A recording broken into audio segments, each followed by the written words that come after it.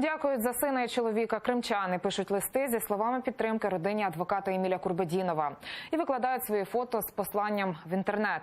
Це продовження флешмобу, який почався минулої п'ятниці біля стін окупаційного суду Київського району Сімферополя. На лаві підсудних опинився відомий адвокат і правозахисник Еміль Курбедінов. Окупанти його засудили до 5 діб адміністративного арешту за допис у Фейсбук, зроблений 5 років тому.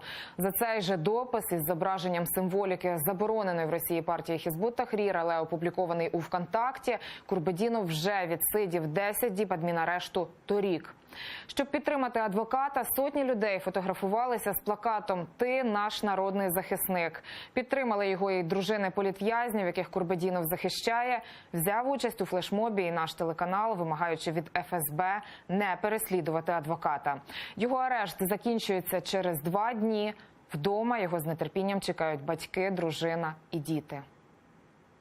Иншаллах, через несколько дней он будет среди нас, с нами, и мы также почувствуем его тепло и заботу.